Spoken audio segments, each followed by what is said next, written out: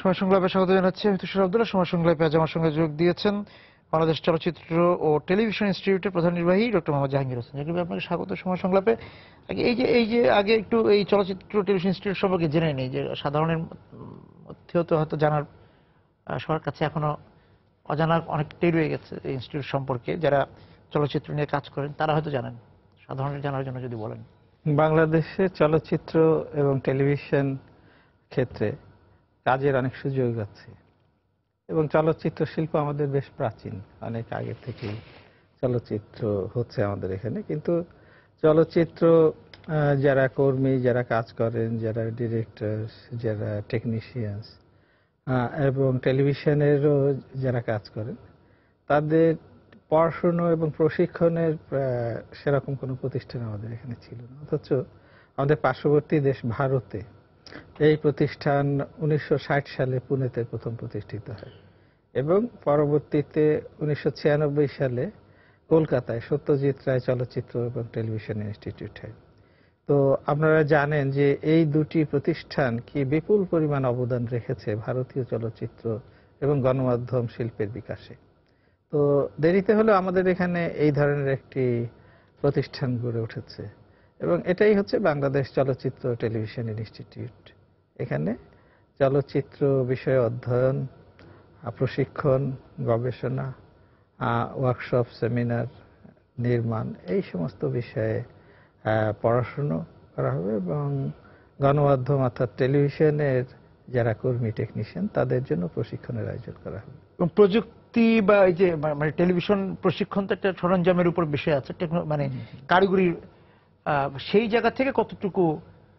হ্যাঁ, সেই জায়গাতে আপনারা জানেন যে কারিগরি দিকটা পরিবর্তন হয়েছে, প্রযুক্তিগত দিকে নিয়মিত পরিবর্তন হচ্ছে এবং এখন একটা মানে বড় রকমের বৈপ্লবিক পরিবর্তন হয়েছে। আগে সব অ্যানালগ পদ্ধতির ক্যামেরা ছিল, অনেক বড় প্রসেসিং ইউনিট ছিল এবং অনেক যন্ত্রপাতি, স্টুডিও, শুটিং ফ্লোর, এগুলো আঙ্গিক, তারপরে এডিটিং, সমস্ত কিছুরই আঙ্গিক পরিবর্তন হয়েছে। এখন ডিজিটাল যুগে এডিটিং এবং ধরুন যে শুটিং, এই সমস্ত দিক ক্ষেত্রে ডিজিটাল ক্যামেরা এসেছে, ডিজিটাল এডিটিং মেশিন এসেছে এবং প্রসেসিং যে পদ্ধতিগত দিক, সেই দিকটা বাদ পড়েছে। অর্থাৎ কাজের পরিসর সংক্ষিপ্ত হয়েছে, আরো উন্নত হয়েছে, উন্নত প্রযুক্তি ব্যবহারের সুযোগ বেড়েছে।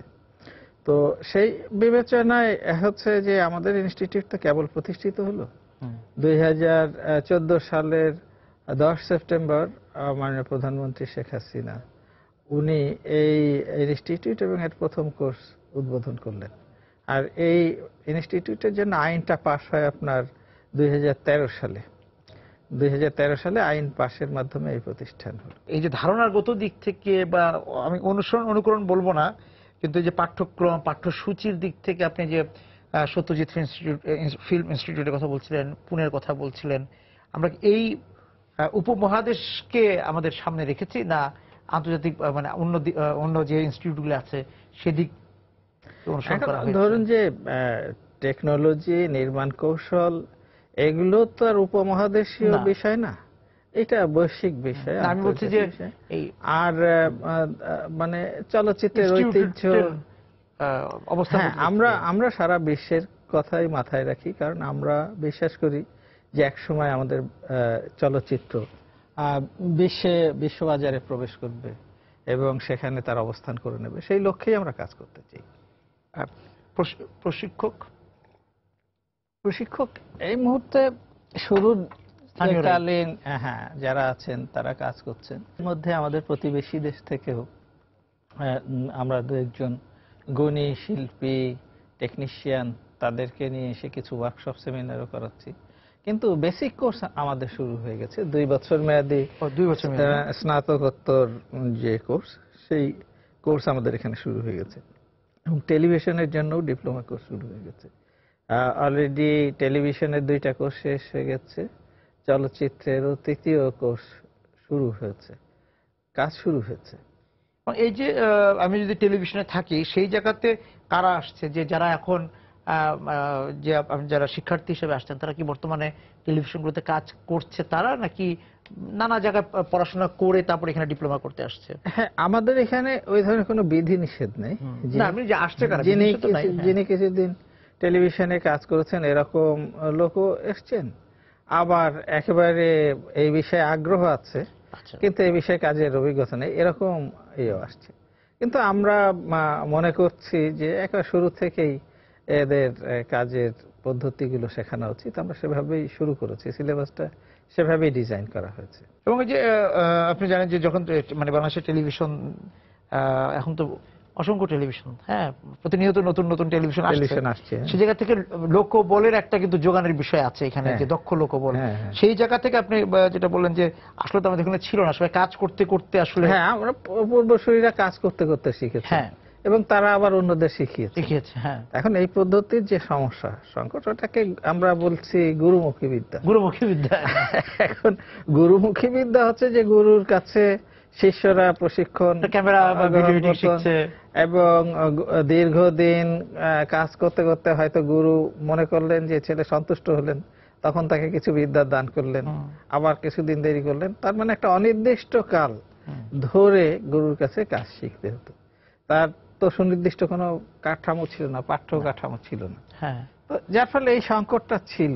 আবার কারো কারো গুরুর পেছনে সারা জীবন ঘুরেও বিদ্যা লাভ হয়নি। সেই ক্ষেত্রে আমরা একটি নির্দিষ্ট কাঠামো, নির্দিষ্ট সময়সীমা এবং নির্দিষ্ট সিলেবাস ধরে আমরা কাজ করছি। এবং আধুনিক শিক্ষায় শিক্ষিত শিক্ষকরা যারা পৃথিবীর অন্যান্য দেশ থেকে পড়ে এসেছেন, যারা ভারতের পুনে ইনস্টিটিউট থেকে পড়ে এসেছেন, যারা SRFTI বা সত্যজিৎ রায় থেকে পড়ে এসেছেন, বা আমাদের দেশেও যারা এই বিষয়ে ব্যুৎপত্তি অর্জন করছেন, তাদেরকে একত্রিত করে তাদের মাধ্যমে আমাদেরকে। আমি একটা বিরতিতে যাচ্ছি, ফিরে এসে আবার আলোচনায় ফিরবো। দর্শক, সময় সংলাপে বিরতিতে যাচ্ছি, ফিরে এসে কথা হবে। সঙ্গে আছেন ডক্টর মোহাম্মদ জাহাঙ্গীর হোসেন। ফিরে এলাম সময় সংলাপে। জাহাঙ্গীর, যেটা এমনিতে আমি আপনার এই দুটো জার্নাল পেয়েছি, সেই জায়গা থেকে একটু ভালো লাগার বিষয় হচ্ছে যে এই চর্চাটা কিন্তু আমাদের এখানে খুব একটা ছিল, যে নিয়মিত অনেকে লিখেছেন, বিচ্ছিন্নভাবে লিখেছেন, সেই জায়গা থেকে এই দুটো এই বিষয়ে যদি অভিজ্ঞতা বলেন, যে নিয়মিতভাবেই তো আপনারা বের করছেন। হ্যাঁ, আমি এই প্রতিষ্ঠানের সাথে যুক্ত হওয়ার আগেই বাংলাদেশ ফিল্ম আর্কাইভের সাথে যুক্ত ছিল, এবং ওখানে 2007 সালের থেকে আমরা নিয়মিত জার্নাল, চলচ্চিত্র বিষয়ক জার্নাল, গবেষণা, ওয়ার্কশপ, সেমিনার এগুলো করে আসছিলাম। আর এখন আমরা বাংলাদেশ চলচ্চিত্র টেলিভিশন ইনস্টিটিউটের সাথে কাজ করছি, এবং এখান থেকেও আমরা নিয়মিত এই কাজগুলো শুরু করেছি। এখানকার ব্যাপ্তিটা আরো একটু বেশি, বিশেষ করে অধ্যয়ন, প্রশিক্ষণ এবং ওয়ার্কশপ, সেমিনার, এই বিষয়গুলো, চলচ্চিত্র গবেষণার বিষয়গুলোর প্রতি আমাদের আরো বেশি মনোযোগী হওয়ার অবকাশ তৈরি হয়েছে। এখানে একটা মত বিনিময়ের একটা সুযোগ হয়তো, একটা সুযোগ হয়েছে। যেমন আমরা এই জার্নালটি বের করেছি, এখানে চলচ্চিত্র বোদ্ধারা যারা আছেন, তারা আমাদের ইন্টেলেকচুয়াল যারা আছেন তারাও লিখছেন, প্র্যাকটিশনার যারা আছেন তারাও লিখছেন, তাদের অভিজ্ঞতা কথা, আমাদের শিক্ষার্থীরা যারা তারা শিখতে এসে তাদের যে শিহরণ, সেই শিহরণের কথা লিখছে, আবেগের কথা লিখছেন। তো যার ফলে সবার জন্য একটা প্ল্যাটফর্ম হিসেবে এই তথ্য এবং মাঠের অভিজ্ঞতা, হ্যাঁ হ্যাঁ, নানা বিষয়ে আলোচনা, সমালোচনা। একটি চলচ্চিত্র দেখলেন, ভালো চলচ্চিত্র দেখলেন, দেখার পরে তার যে অনুভূতি হলো, সেটার ক্রিটিসিজম হতে পারে, তার অ্যাপ্রিসিয়েশন হতে পারে, সে বিষয়ে কথা বলার সুযোগ হয়েছে। সে নির্মাণ করতে, যে টেলিভিশন প্রোগ্রাম করতে, যে গণমাধ্যমে চরিত্র নিয়ে কথা বলছে, এর সমালোচনা করছে, সৃজনশীল প্রয়োগের দিকগুলো তুলে ধরছে, নানা বিষয়ে। এই ধরনের প্ল্যাটফর্ম না থাকলে তো এই মত বিনিময়গুলো না হলে হবে না। হবে না। এবং আমাদের এখানে যারা চলচ্চিত্রের সঙ্গে যুক্ত ছিলেন, শুধু তো পরিচালক হিসাবে নানা ভাবে, তো একজন আমি দেখলাম আপনাদের এই জার্নালে যে একজন কস্টিউম ডিজাইনারের কথা আছে, হ্যাঁ, একজন স্টান্টম্যানের কথা থাকতে পারে, তারা তো কখনো লিখেন নাই, হ্যাঁ, আমাদের পরিচালকরাও কম লিখেছেন, তাই না? সেই জায়গাগুলিতে এখানে আপনারা যুক্ত করছেন। আমরা যুক্ত করছি এবং তাদেরকে আহ্বান জানাচ্ছি, কখনো কখনো প্রায় বাধ্য করছি যে এই বিষয়গুলো লিখতে হবে। লিখতে লিখতেই মত বিনিময় করতে করতে একটা নতুন কিছু বের হয়ে আসবে। যেমন আমরা এই যে ধরুন বাংলাদেশের প্রথম চলচ্চিত্র বিষয়ক পূর্ণাঙ্গ পাঠ্য পাঠ্যপুস্তক চলচ্চিত্র অধ্যয়ন ও প্রশিক্ষণ, এই গ্রন্থটি আমরা বের করেছি। এই গ্রন্থে 21টি অধ্যায়ে চলচ্চিত্রের বিভিন্ন বিষয় এখানে উপস্থাপন করা হয়েছে। চলচ্চিত্রে ধরুন সিনেমাটোগ্রাফি আছে, তার হিস্ট্রি আছে, অ্যাস্থেটিক্স আছে, তারপরে এডিটিং আছে, শিল্প নির্দেশনা আছে, অভিনয় আছে।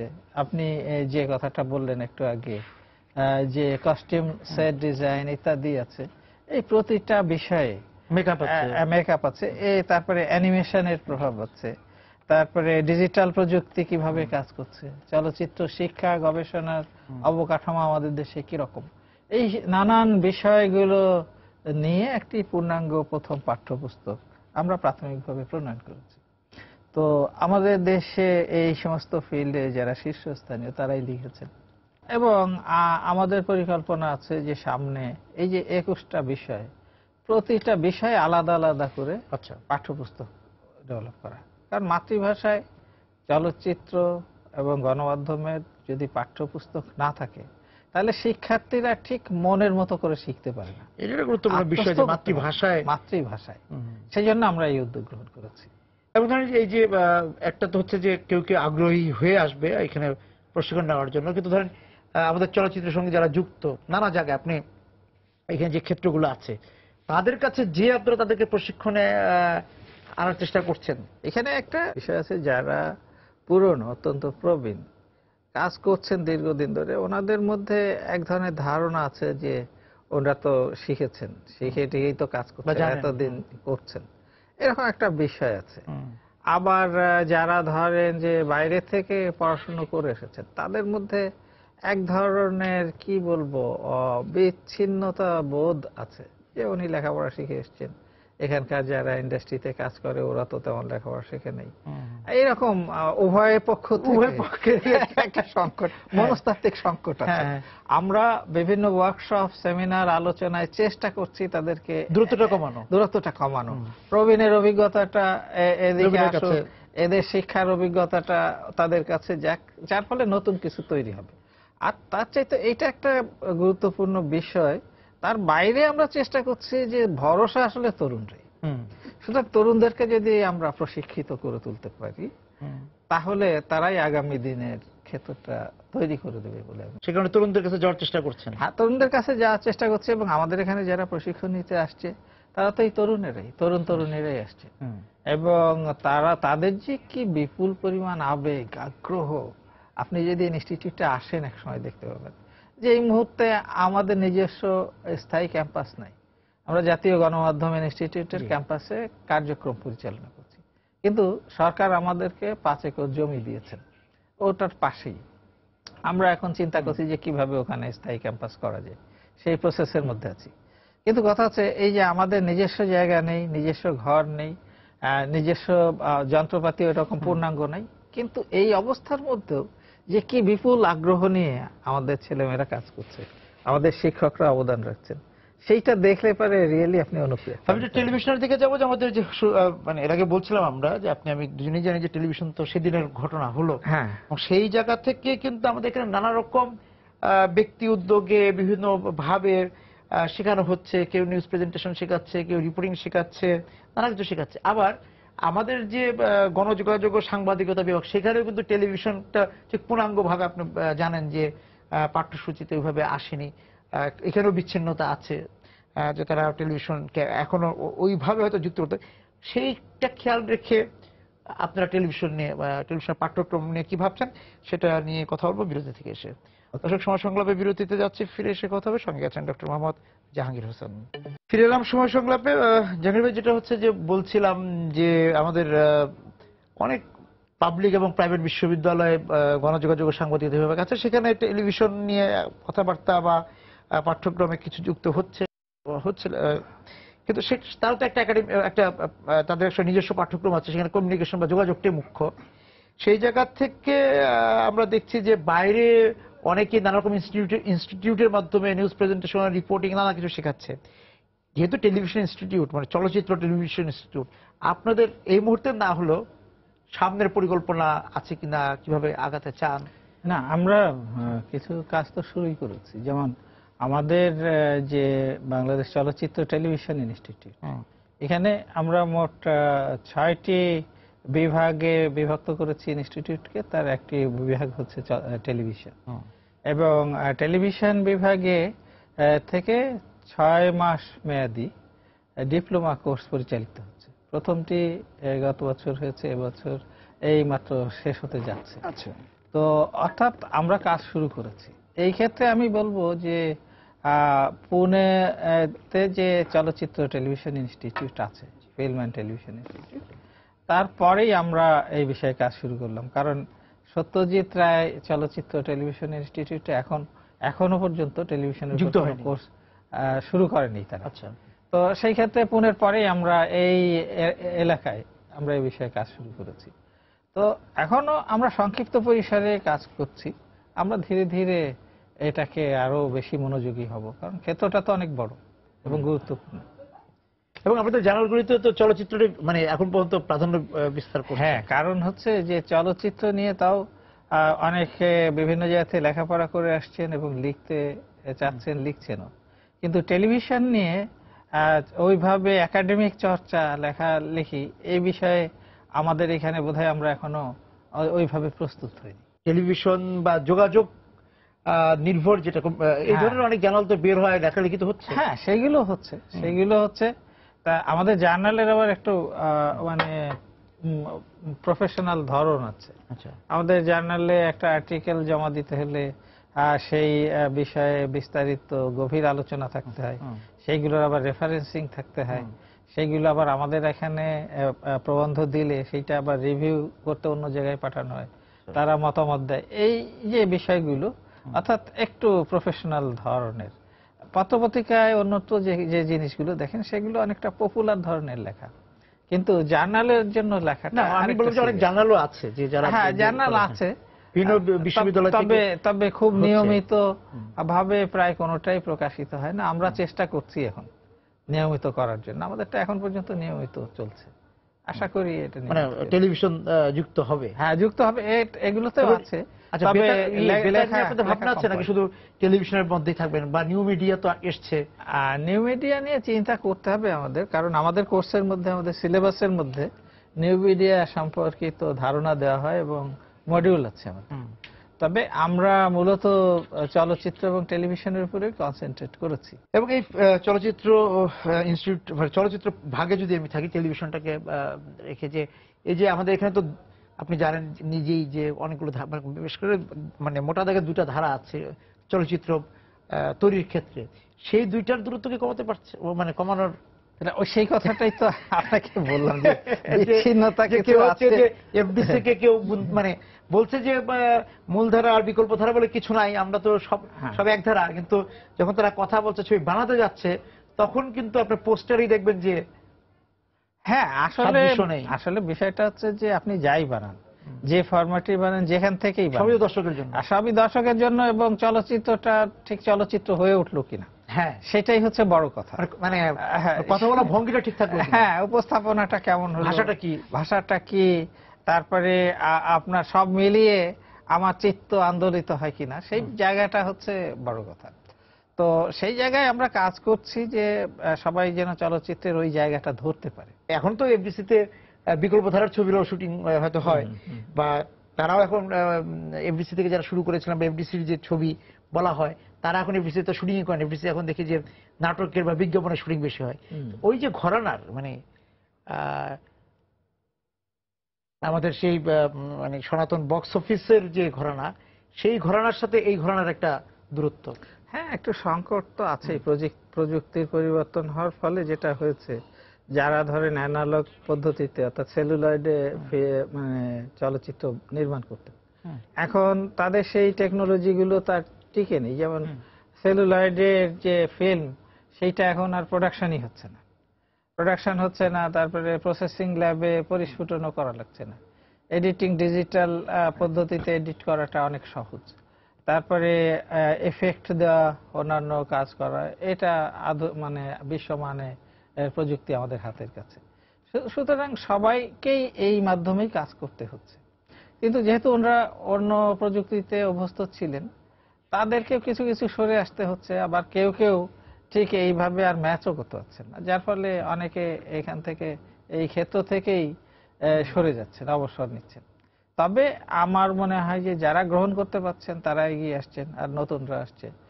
এই এক ধরনের নতুন পরিস্থিতি তৈরি হচ্ছে এখন।